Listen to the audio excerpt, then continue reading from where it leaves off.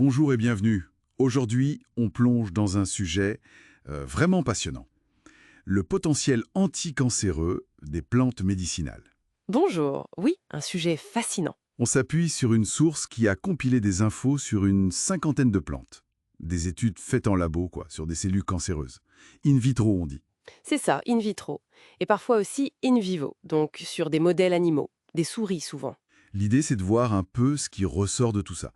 Quelles sont les découvertes clés, les composés qui semblent prometteurs. Exactement. Et de comprendre ce que ces recherches, parfois très préliminaires, signifient vraiment.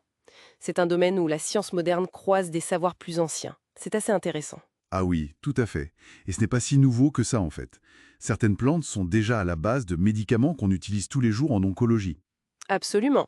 On pense tout de suite à la pervenche de Madagascar, Catharanthus roseus. Oui, qui a donné la vinblastine, la vincristine, des traitements majeurs. C'est ça. Ou l'IF, Taxus baccata pour le paclitaxel. Donc la nature a déjà, disons, fait ses preuves. Clairement, ces succès montrent bien que ce n'est pas juste anecdotique. Non, loin de là.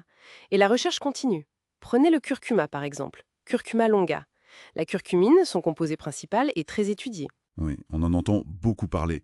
Les premières études sur l'humain suggèrent une bonne tolérance et son activité in vitro contre différentes cellules cancéreuses, comme celle du côlon, est testée via des méthodes comme les tests MTT ou SRB. Ah oui, ces tests, MTT, SRB, ça mesure quoi exactement? En gros, ce sont des techniques pour évaluer la viabilité des cellules. On regarde combien de cellules cancéreuses survivent ou prolifèrent après contact avec l'extrait de plante ou le composé. Ça donne une idée de la cytotoxicité, de l'effet antiprolifératif, quoi. D'accord, je vois. Et dans la liste des 50 plantes, il y a d'autres exemples marquants, peut-être moins connus du grand public? Oui, il y en a pas mal. Par exemple, Wissania somnifera, l'ashwagandha. Ah oui, la plante adaptogène. C'est ça. Ces composés, les withanolides, montrent une cytotoxicité intéressante sur diverses lignées cellulaires en labo.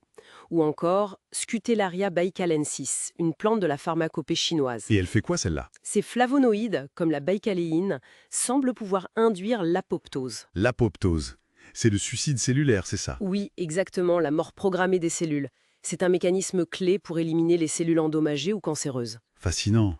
Et derrière tous ces effets, il y a une variété incroyable de molécules, j'imagine. La source parle d'alcaloïdes, de flavonoïdes. Tout à fait, la diversité chimique est immense. On a les alcaloïdes, comme ceux de la pervenche, ou la camptotécine d'une autre plante, comme Totteca acuminata. Qui a aussi donné des médicaments d'ailleurs. Exactement, des dérivés sont utilisés. On a aussi les taxanes de l'IF, les flavonoïdes comme la baïcaléine, des terpènes, des phénols comme la rutine. La liste est longue. Et chaque type de molécule agit différemment? Souvent, oui. Certains vont bloquer des enzymes ITAL pour la cellule cancéreuse, comme les dérivés de podophyllum, qui inhibent les topoisomérases nécessaires à la réplication de l'ADN. D'accord. D'autres, comme le paclitaxel, vont perturber le squelette interne de la cellule, le cytosquelette, et empêcher sa division. D'autres encore peuvent avoir des effets anti-angiogéniques, c'est-à-dire qu'ils empêchent la formation de nouveaux vaisseaux sanguins qui nourrissent la tumeur. C'est vraiment complexe et prometteur. Mais il faut quand même rester prudent, non? Ce sont surtout des résultats de laboratoire. Ah oui, c'est le point essentiel. Et la source le souligne bien. La grande majorité de ces données vient d'études in vitro ou sur animaux. Le potentiel est là, c'est indéniable. Un réservoir énorme pour de nouvelles molécules. Mais le chemin est encore long jusqu'au patient. Très long. Le passage aux essais cliniques chez l'humain, c'est une autre étape. Il faut prouver l'efficacité réelle, mais aussi et surtout la sécurité, l'absence d'effets secondaires graves. Et puis il y a toute la question de la standardisation des extraits de plantes qui est un vrai défi. Donc pour résumer un peu, on a un potentiel énorme dans les plantes, validé par pas mal d'études scientifiques sur des composés très divers, alcaloïdes, flavonoïdes, etc. La science vient explorer et parfois confirmer des usages traditionnels. C'est tout à fait ça.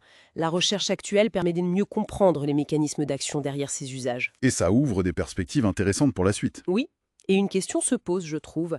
La source mentionne un composé, l'acide bétulinique, trouvé dans Ziziphus numularia.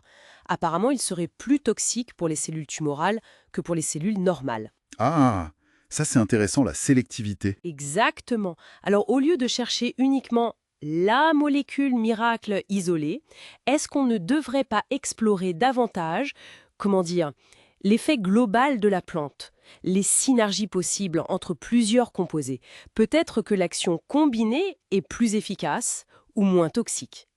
C'est une piste de réflexion pour la recherche future, non? Intégrer cette complexité naturelle.